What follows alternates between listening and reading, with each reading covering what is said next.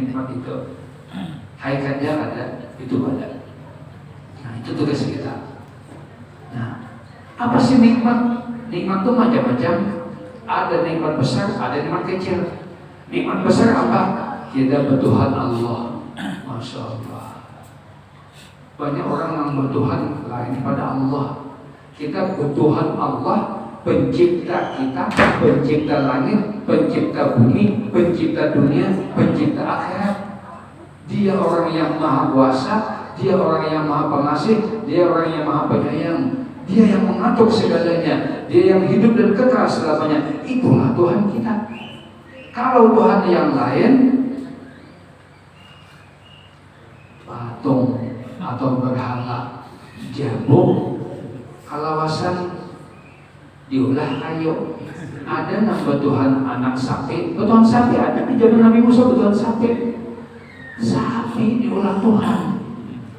Lawas-kelawasan Tuhannya disembelih di satenya. Nah, itu. Nah, jadi alhamdulillah kita bertuhan Allah. Nah, nikmat besar. Yang kedua adalah nikmat besar itu kita punya Nabi Muhammad SAW. Jangankan manusia biasa, para nabi, para rasul seperti Nabi Musa dan nabi yang lain, tidak jarang mereka berdoa, ya Allah, ulun ini nabi, cabut pangkat ulun nabi, ulun kada usah jadi nabi, ulun jadi manusia biasa aja tidak apa-apa, asal jadi umat Nabi Muhammad. Coba lihat, kita kada pernah berdoa itu, langsung kita jadi umat Nabi Muhammad. Umat Nabi Muhammad ini karena nabinya nabi yang paling mulia, maka umatnya pun paling mulia daripada umat yang lain. Nah, yang ketiga, kita punya agama adalah agama Islam, agama yang lembut, agama yang kasih sayang, agama yang rahmatan. Itu agama kita, indah, sejuk. Ini agama Islam, agama Allah, agama seluruh para nabi, agama malaikat, milik Allah. Yang keempat, nikmat besar kita punya kitab Al-Quran. Nah ini kan, kita punya kitab Al-Quran. Yang mana Al-Quran ini adalah kitab yang paling mulia. Semua mukjizat dan mukjizat para nabi ataupun mukjizat nabi kita semuanya sudah habis, kecuali satu, yaitu Al-Quran. Inilah mukjizat Nabi Al-Quran yang kita kalau mengamalkan, kita akan dipastikan selamat di dunia dan di akhirat. Itu Al-Quran. Alhamdulillah kita punya pegangan untuk selamat dunia akhirat. Adalah dengan Al-Quran. Dan yang selanjutnya, nikmat besar itu adalah alhamdulillah kita jadi manusia. Sampai lagi jadi manusia, dikira dimakan, diminum, dipakai, nikmat, syukur alhamdulillah. Ini jadi manusia luar biasa ya. Karena makhluk Tuhan ini ada hambawaan, ada sapi, ada sandal, ada aspal, ada mangga. Nikmat Tuhan ini makhluk kita sekarang makhluk diciptakan sebagai manusia. Syukur kita jadi manusia. Coba kalau kita jadi kambing, kita akan disembelih orang diolah jadi sate. Tapi berhubung kita jadi manusia, menyati kambing. Syukur kita jadi manusia, ada jadi aspal. Coba kalau jadi aspal, Tuhan maulah kita dilincai orang. Berhubung kita jadi manusia, Tuhan lincai aspal. Syukur kita jadi manusia, kali jadi mangga. Coba kalau kita jadi mangga dipancung orang, berhubung jadi manusia, Tuhan pancung mangga. Pokoknya makhluk Allah Ta'ala, buah-buahan, nikmat apapun termasuk matahari, langit, bulan, bintang, sungai, gunung, itu adalah semuanya dasar kita manusia. Syukur kita jadi manusia.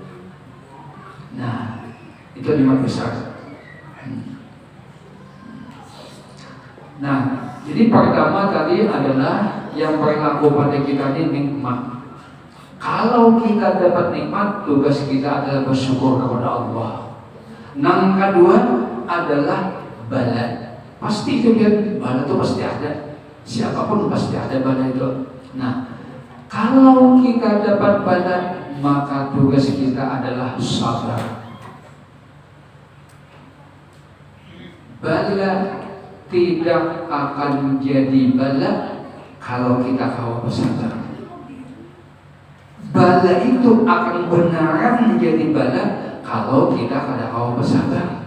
Mun kita kawal bersabar, bala itu jadi nikmat. Hanya orang yang seperti kita inilah yang kalau dapat nikmat kita bersyukur, kalau dapat bala kita sabar. Hanya orang seperti kita. Tapi kalau orang yang ma'rifatullahnya tinggi, kedekatannya dengan Allah luar biasa, dia bukan saja syukur lawan nikmat, tapi juga syukur kepada bala. Kenapa syukur dengan bala? Alasannya 3.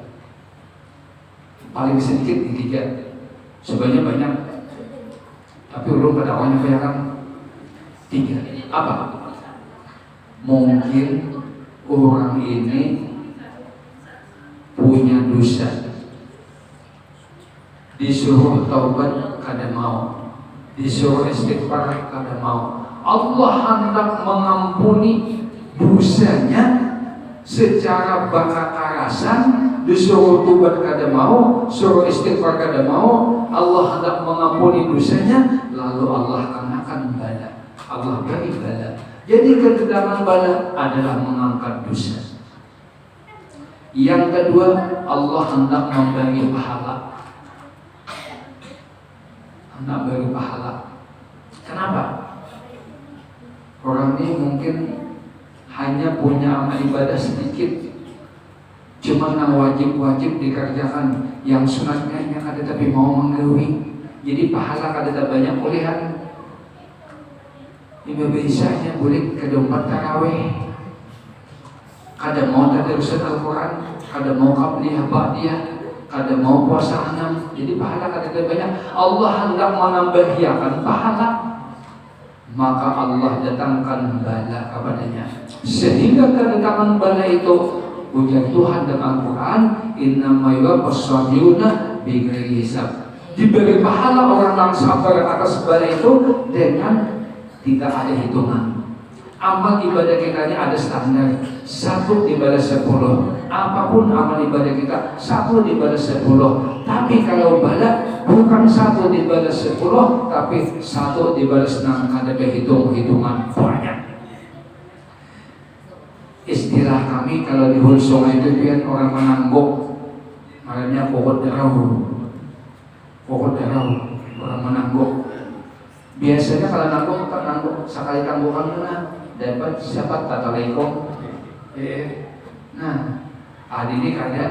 Kalau biasanya kayak dibilang sekali menangguk tuh 3 paisan. Wah, itu kan pokok derau. Sekali nangguk 3 paisan. Apa pian? Itu pokok derau makanya. Bala ini mendapatkan pahala adalah pokok derau. 1 dibalas dengan kada bisa. Munnya sabar, ya memang sabar. Bala ini biar ulun ada dalam kitab. Bila orang itu dapat bala, 1 dosa diampuni. Nah, sudah diampuni. Masalah diberi pahala kalau kita sabar. Karena pahala itu didapatkan adalah melalui usaha. Sedangkan bala itu bukan usaha. Kalau kita sabar, berusaha sabar, nah kawan hanya dapat pahala. Nah itu. Kemudian yang ketiga ya adalah taat. Nah jadi yang kedua tadi dapat bala. Kalau orang dapat bala, kita sabar. Tapi kalau orang-orang yang dekat dengan Allah, ma'rifatul tinggi, bukan saja sabar, dia malah bersyukur. 1 tadi karena dosa diampuni, 2 diberi pahala. Oh, yang ketiga itu adalah untuk diangkat derajatnya. Nabi kita itu Ujar Nabi, asyaddukum balaan al-anbiya summal ulama, summal awliya, summal ulama, summal amsar. Atau kama kala Rasulullah. Orang yang paling banyak dapat bala itu ujar Nabi adalah para nabi, kemudian para wali, para ulama, terus. Makin dekat orang itu kepada Allah, makin banyak bala musibah yang didapatkannya. Coba biar mengingat tuan guru yang mana yang hidupnya selalu berjalan mulus. Ada musibah, ada bala, ada ujian dari Allah Ta'ala. Kadang-kadang dapat penyakit ini sampai ke mati. Setahun, 2 tahun, 3 tahun sih ma'ariti. Itulah orang yang dekat dengan Allah. Ulun mendengar ada satu cerita bahwasanya yang namanya Fir'aun itu batuk aja seumuran kada suah. Batuk kada suah. Kada suah. Nah, jadi bila kita dapat bala, berarti Allah hendak mengampuni dosa, Allah hendak memberi pahala, Allah hendak meninggikan derajat kita. Biar kita yang dapat bala ini menjadi jenderal-jenderal Allah Ta'ala di akhirat nanti, orang yang punya pangkat. Itu. Dahulu ada seorang perempuan, biasa laki. Lakinya neng ini rajin ibadah, cuman sihat terus. Ada suatu dapat bala musibah, sihat.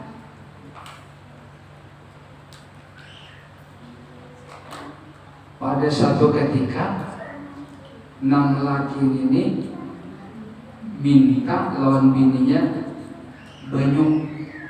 Barangkali kurang lebih inilah bahasanya, wahai istriku, ambilkan aku banyu, aku hendak minum. Nang bini tadi karena taat kepada laki mengulahkannya banyu. Sekalinya sudah diulahkan banyu, nang laki ini teguring. Nah kalau berdiri ujar nang bini, loh, uring sini. Aduh nih membangunkan maan depan tinggalkan ada juga dihadani aja. Tunggu sampai menjelang subuh mulai berisya. Ayo biar kayak apa? Nami ini berdiri sampai menjelang subuh.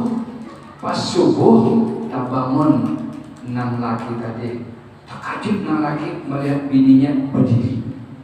Ujar enam laki kalau enam bini. Mulai kapan ikam berdiri ini nih? Ujar nang ini mulai biar minta ambilkan banyu tadi bang. Ujar nang laki, sungguh ikam ini sangat taat dan bakti setia lawan aku. Nah, coba biar cari pimpinan nang itu adalah biar tanya dikira nih. Bahkan kalau perlu menggambar dia, boy minumnya bisa enggak ada uji aja tetap. Nah, lalu sudah bangun ujian lelaki, lah sejak kapan kamu berdirinya? Ya sejak dia minta olahkan. Paksa oleh lelaki jam sudah para subuh. Karena ikam ini sangat setia, bakti dan sayang dan ujian yang lagi, maka aku memberi hadiah lawan ikam. Apapun nak ikam minta aku beri. Anda apakah? Sambet aja jangan ragu, pasti aku beri. Buat apa lagi aku nih? Pokoknya bisa ikam tuh bang. Udah nang bini kian, jangan bujuran enggak? Bujuran. Kalau sakit, kada bujuran. Ayo sambet. Kalau usah kalau kada, yakin tak? Yakin. Pasti ku beri. Ujian nang bini, aku minta satu, yaitu talak aku. Talak aku. Udah cerai. Ujian nang mama nang bini angkai itu. Nah, ujian nang lagi. Orang jangan nyentuh. Yang lain aja minta. Makanya Allah tadi mau pulang balik kalau bujuran kah, dosa kalau dia tak tahu pintar itu. Pakarasan dia ini. Nang laki nabi ini, ujian nabi ini pokoknya itu. Yang laki kada. Kalau mau pokoknya itu. Akhirnya berdua ini sama-sama berangkat menuju Rasulullah. Anak minta keputusan apa yang sebenarnya ini? Nabi ini anak minta talak, nah lagi kena aku. Nah, ini sampai begitu menuju ke rumah Rasulullah, di tengah perjalanan nang laki ini kalengser. Imbahnya kalengser, lalu tajalukuk. Itulah tajalukuk. Tajalukuk. Patah betis. Nafa atau usaha patah betis. Patah betis. Untuk malam ini berhubung pian sudah patah betis, ulun cabut permintaan ulun. Ada usaha lagi ulun minta talak lawan pian. Berikanlah kita. Nah, berikanlah membawa betis patah. Sampai ke rumah, ujian lagi kenapa tadi jadi ke Rasulullah. Ada usaha lagi. Ulun sudah yang memutuskan mencabut, kada jadi minta talak. Kenapa ikam jadi kada jadi minta talak? Ujian lagi, ujian nabi ini. Pian ada kalau berkisah ulun. Pian kan mengikuti pengajian Rasulullah. Lalu ujian pian berkisah ulun. Tadi Rasulullah membaca hadis,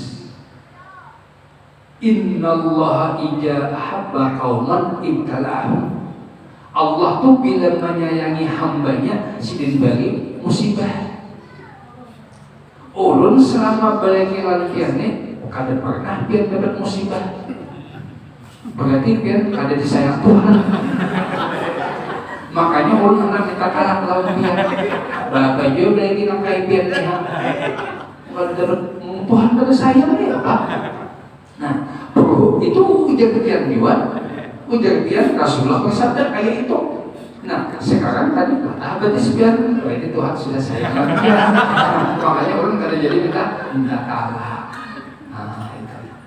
Memang itu Bapak-bapak, kalau Allah menyayangi hambanya, Allah bagi bala dan musibah. Dan itu Allah Ta'ala mengampuni dosa, memberi pahala yang banyak, dan mengangkat derajat kita di sisi Allah. Nah, Bapak-bapak dan ibu-ibu para hadirin sekalian, di dalam memperingati nuzul Quran, turun Quran, ini bukan hanya sekedar dikisahkan, tapi yang penting nuzul Quran, turun Al-Quran ini kita peringati, lalu kita amalkan. Mengamalkan seperti apa mengamalkan Al-Quran? Ada dengan perbuatan, nakai sembahyang, kan itu perbuatan. Ada pulang dengan hati, yang disuruh sabar, syukur, ikhlas. Ada dengan muntung bacaan, mengamalkan Quran dengan perbuatan, dengan hati, dengan muntung. Apa muntung? Ya banyak. Di antaranya membaca Al-Quran itu sendiri. Itu adalah mengamalkan Quran. Al-Quran itu ada yang 9 lembar, 1 juz. Ada juga yang 10. Quran itu Quran pian.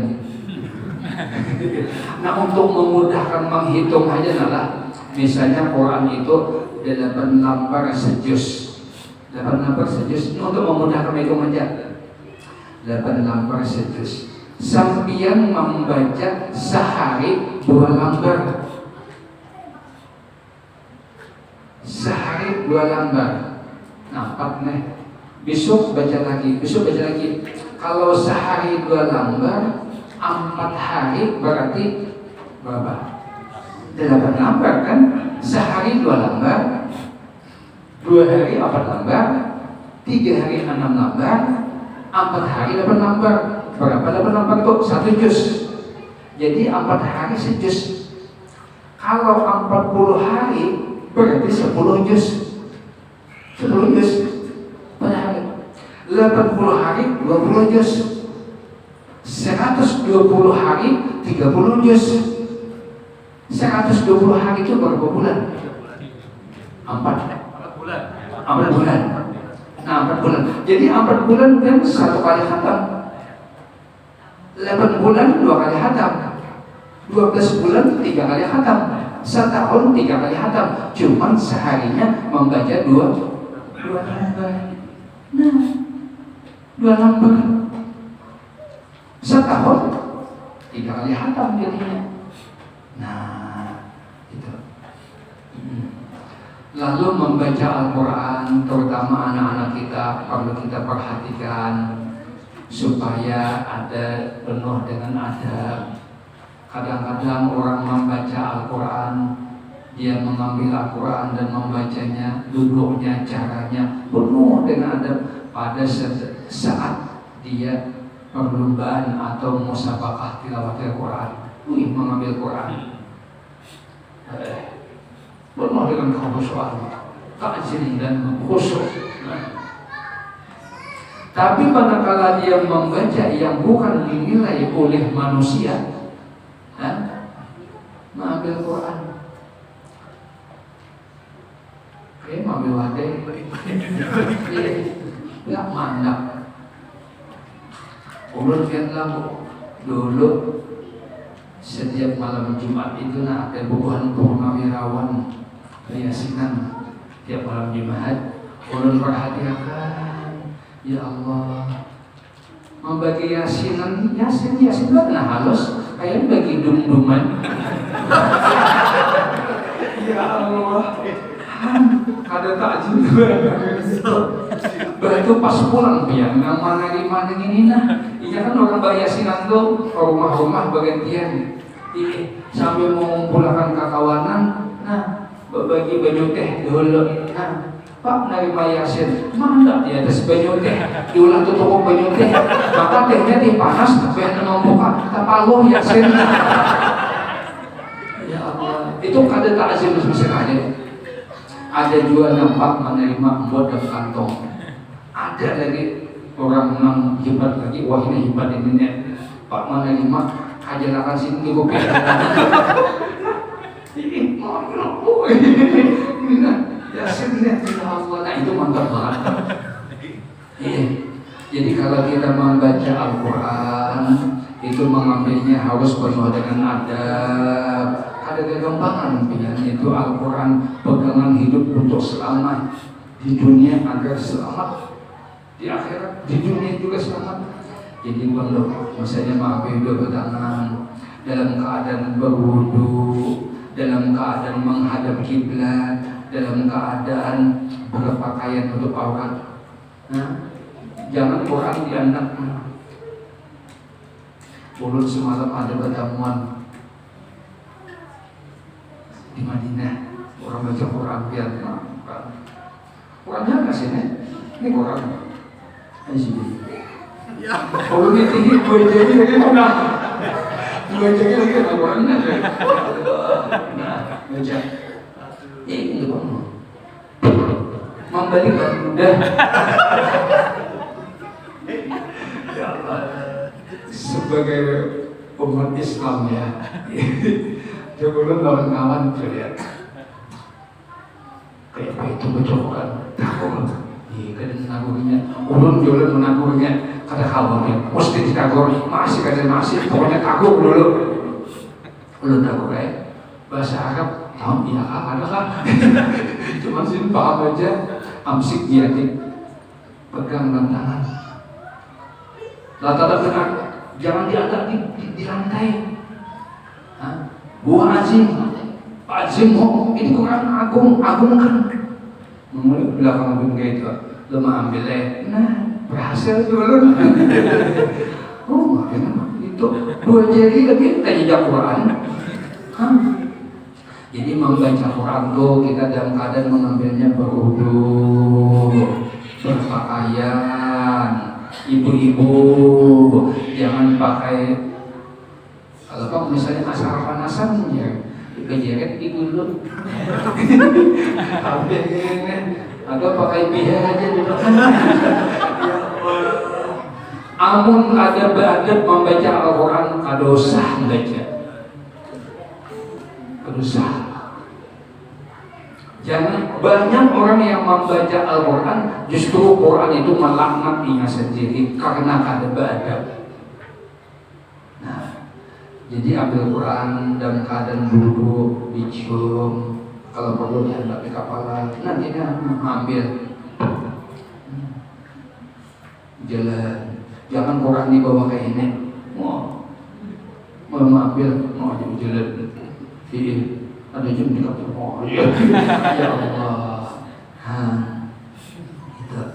Nah, diantar di atas yang tempat yang tinggi. Nah, jangan di bawah. Nah, menghadap kiblat, untuk aurat aja. Membalik lawan tangan, jangan tangan ini diludahi dulu. Nah, kemudian kita baca Al-Quran itu kalau dalam keadaan menguap bertahan.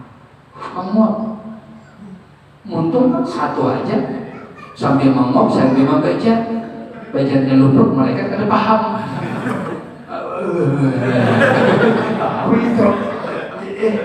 Bahkan memang habis-habisan. Nah, jadi baca dengan adab. Bila menguap berhenti, bila mengantuk sudah kada kawal lagi, manahan ampe baca. Dari tanah aja udah di situ ada mengantuk. Nah, itu kada bagus ya. Berhenti aja. Dan kalau nyadar kita batal, jangan apa katutnya. Tutup Quran dulu. Jangan Quran ditinggalkan dalam keadaan berbuka. Dalam keadaan berbuka jangan ditutup. Nah, dan di atas Quran itu jangan diletakkan sesuatu. Ya, biar orang baca bodoh ngaco kopiah. Nah, itu Quran adab juga. Ada mana kacamata. Nah, Quran adab juga itu. Jadi membaca Al-Quran itu penuh dengan ada. Kalau ya sebenarnya biar wa idza quri'al Qur'anu fastami'ulah. Apabila dibaca Quran dengarin. Kalau kita baca Quran ada orang yang begayaan, misalnya pemandiran, jangan ngaring membaca, gibit aja baca, jangan kata-kata Tuhannya. Itu orang kata kau memperhatikan berdosanya kasihan karena bacaan kita. Jadi kita begini aja lah membaca. Sekadar cukup kita aja. Karena amun di Quran ini kita baca wajib orang mendengari. Ini tuh pada mendengari. Ini kebandiran. Nah itu. Makanya biar kada boleh hukumnya membaca Quran di pasar. Ini ada biar orang yang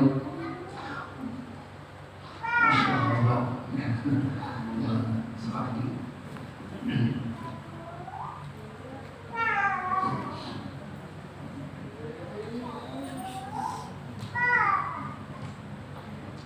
Bapak anggota Dewan.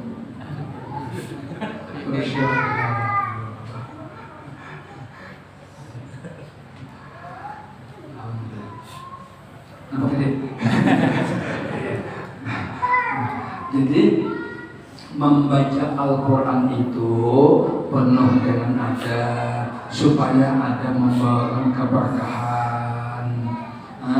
Karena itu Quran adalah yang mulia, maka wajib kita mentakzim dan mengagungkan Al-Quran itu. Begitu kita membaca, ada orang yang pada mau memperhatikan, jangan banyarin kita baca, kasihannya, berdosanya. Di Quran dapat kita di pasar membaca Al-Quran, makruh hukumnya.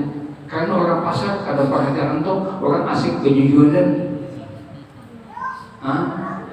Jadi kita jangan membacakan Quran di sana.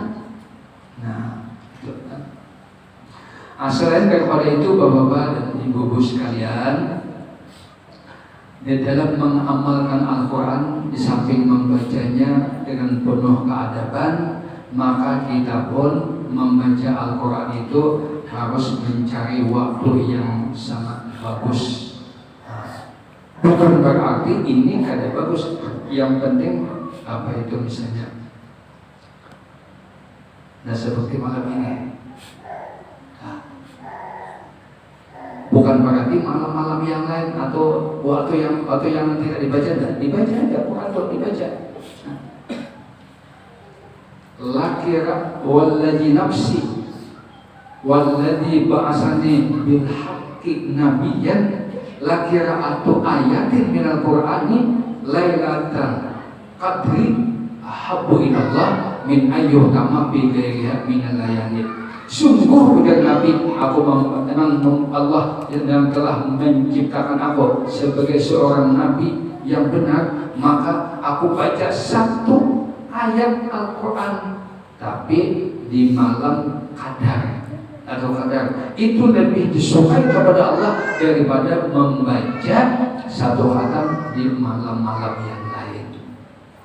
Nah, jadi kembali kepada malam Lailatul Qadar ini menyimpang sedikit ya, karena ini sudah disampaikan masalah Quran. Masalah Qadar insyaallah pada malam ini hidup 25 sebagaimana ulama-ulama kita, terutama Imam Al-Ghazali. Imam Al-Ghazali itu kan luar biasa. Beliau mempunyai titel Hujjatul Islam. Orang yang mempunyai titel Hujjatul Islam itu orangnya harus hafal Quran, mengerti Quran, tahu asbabun nuzulnya, dan dia mengamalkan Al-Quran.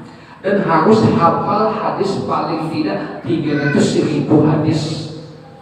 Ada sedikit 300.000 hadis ya, baru Hujjatul Islam. Nah, begitu alimnya Imam Ghazali ya, beliau itu mengatakan atau punya pendapat bahwa Lailatul Qadar itu jatuh pada malam 25 kalau awal Ramadan pada hari apa tadi? Kamis. Nah, itu.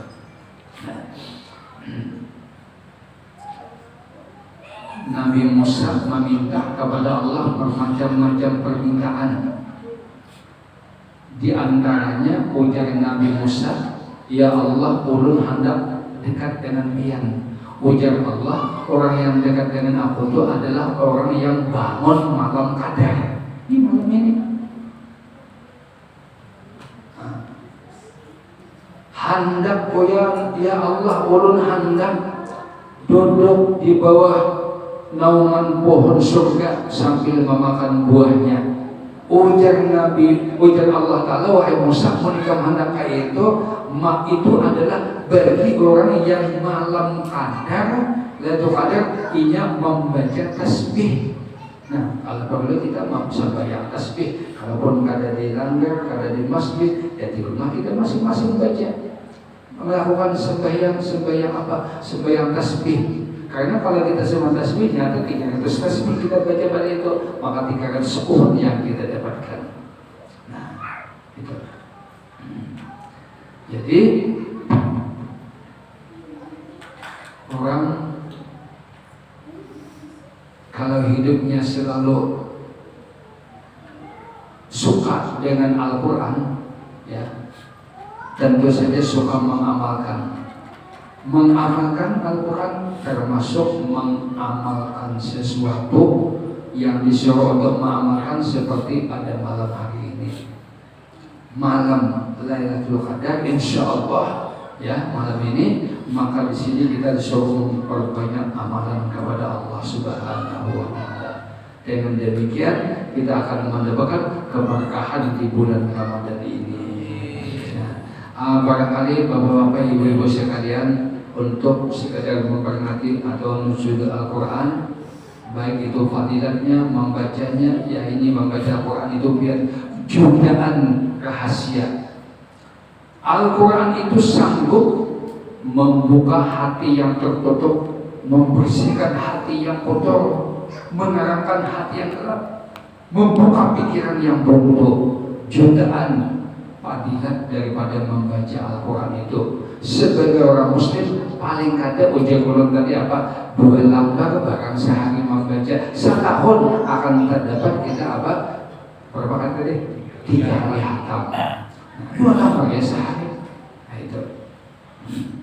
InsyaAllah dengan kita membaca Al-Quran, maka Allah lebih cinta kepada kita.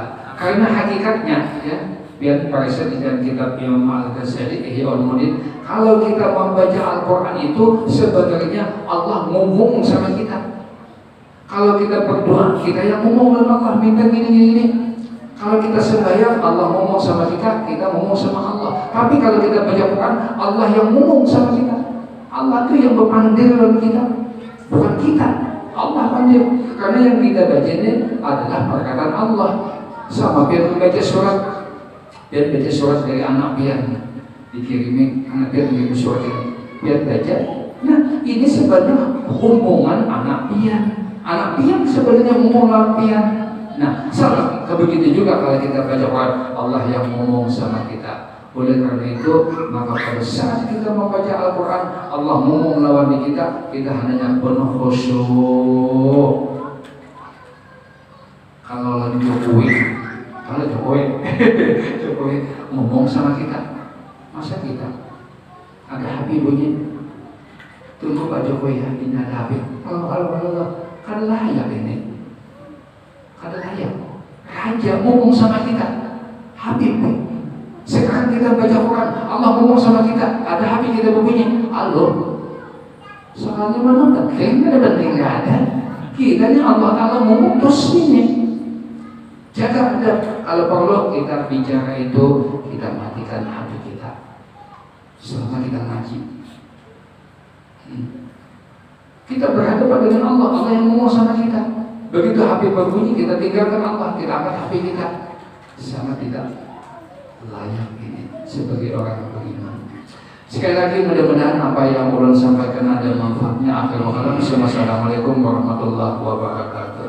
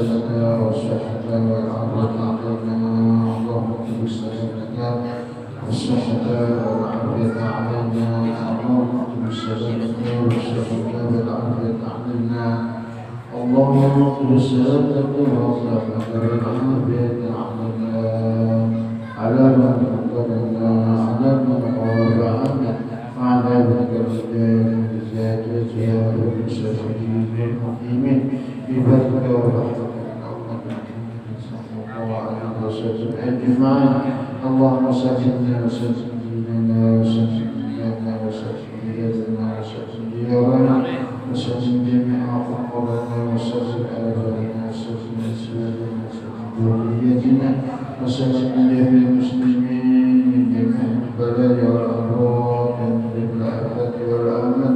اللهم سلمنا يا رب العالمين. اللهم إنا نسألك من خير ما سألك من نبيك سيدنا محمد صلى الله عليه وسلم ونعوذ بك من شر ما استعاذك من نبيك سيدنا محمد صلى الله عليه وسلم وإنا نستعين بيدك البلاء ولا حول ولا قوة إلا بالله العلي العظيم. ربنا تقبل منا إنك أنت السميع العليم وتب علينا إنك أنت التواب الرحيم. يا مولانا يا مجيب يا معاذنا يا مجيب توسلنا إليك بالحب تقضى بيدنا يا الله تقضى بيدنا يا الله تقضى بيدنا يا الله تقضى بيدنا يا الله. المسلمين قريبا